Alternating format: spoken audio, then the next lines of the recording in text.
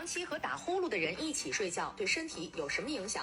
呼噜是一种穿透力极强的魔法攻击。研究显示，伴侣打鼾的人入睡困难风险是伴侣不打鼾的1.67倍。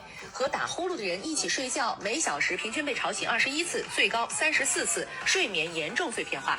而且，大多数呼噜声在60到80分贝，尖锐时超100分贝。从45分贝开始，噪音每增加10分贝，心血管疾病发病风险增加3.2%。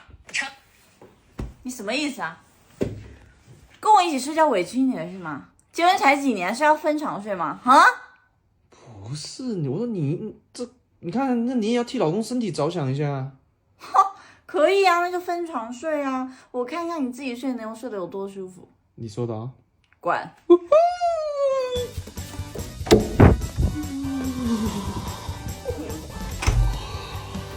我欢欣大海，欢欣沙漠，我欢欣沙漠，处处充满色彩美丽的地方。开心我自在，就算有1万公里，1吨行李，我们不放弃，前进需要勇气，一直往前飞。最重要开心就好，忘记烦恼，别就很高，人飞翔。自己睡这么开心啊，跟一个猴子一样，一直面叫。哎呀，你回去啊，说好了分开睡。等一下，你这什么时候被我买上新床啊你啊？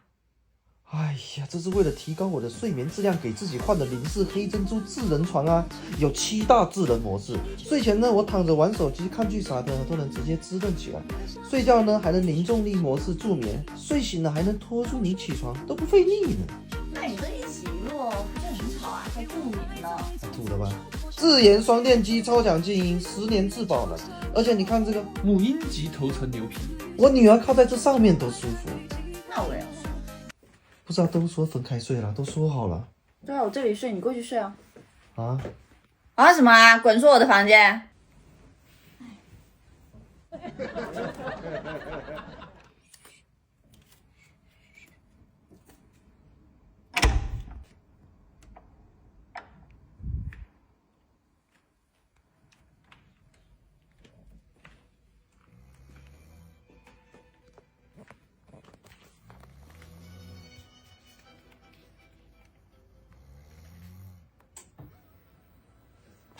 又想直播？